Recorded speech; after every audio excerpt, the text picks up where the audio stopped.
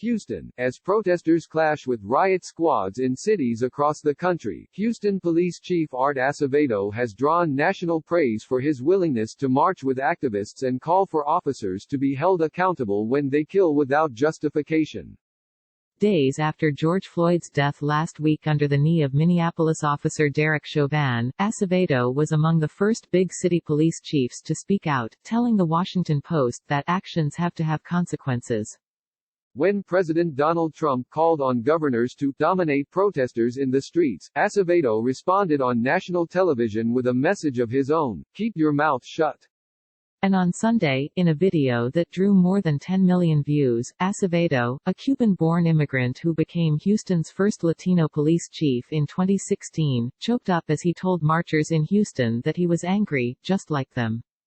"We will march as a department with everybody in this community. I will march until I can't stand no more," he said in the viral clip, as protesters cheered.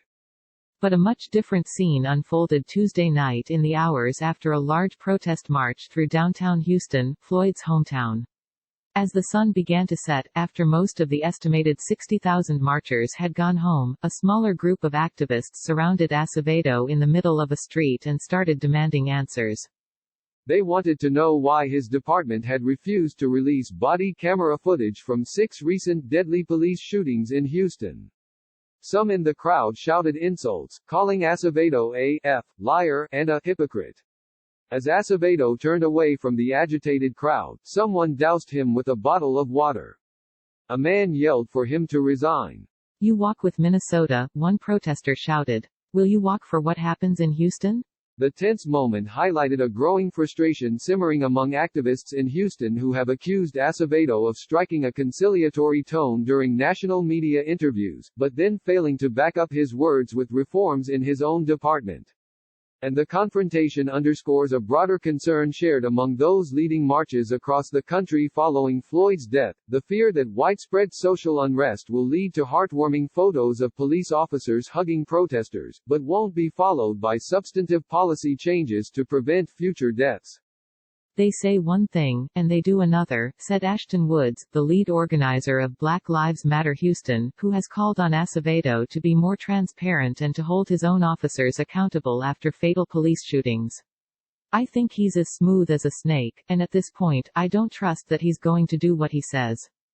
Woods and other activists aren't the only ones pushing for increased police transparency in Houston.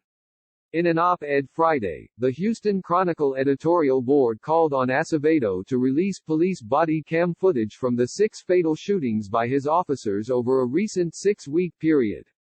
5 of those killed were Black or Latino. According to Acevedo, so were most of the officers, all of whom remain on staff pending investigations.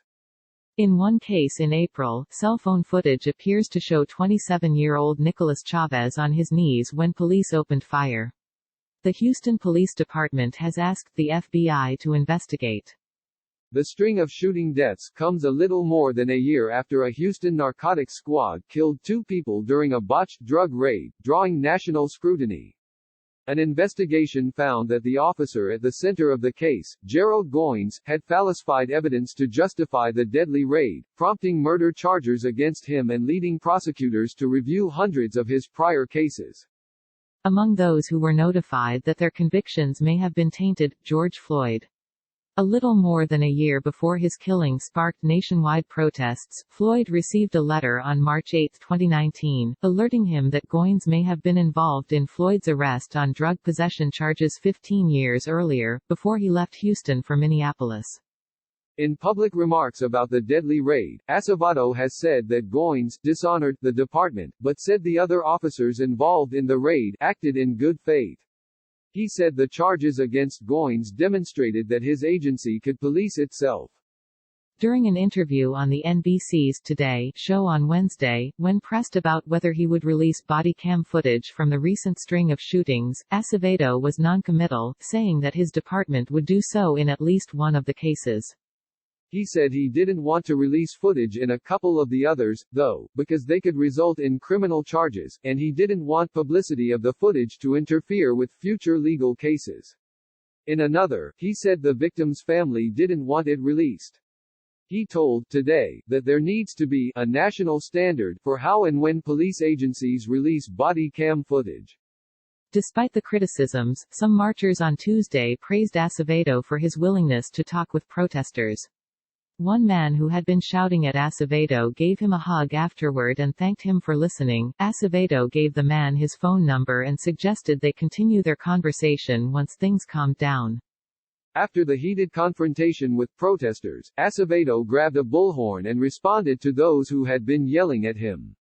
He blamed much of the unrest that evening on white protesters who he said came in from Austin to cause trouble. And he urged them to listen to what he's been saying in recent weeks, including when he criticized Trump. He said he was proud of the way Houston had responded. We may fight. We may get angry with each other, Acevedo said. But we know when all these people have come out here from the outside trying to tear this up, while the rest of the country is burning. Nothing's burning in Houston. There hasn't been widespread property damage or violence in Houston, but in the hours after Acevedo's remarks Tuesday, his department arrested about 200 protesters for failing to leave downtown when ordered. In a tweet, Houston police said some of the protesters had begun throwing rocks and water bottles at officers. In a brief interview Tuesday, as he posed for photos with two young women who had seen him on the news, Acevedo said he wasn't too worried about those attacking his leadership. Not everybody's here for the same reason, Acevedo said. Some people want to be reasonable and actually want to be constructive. Some people just want to yell. And yelling isn't going to fix anything.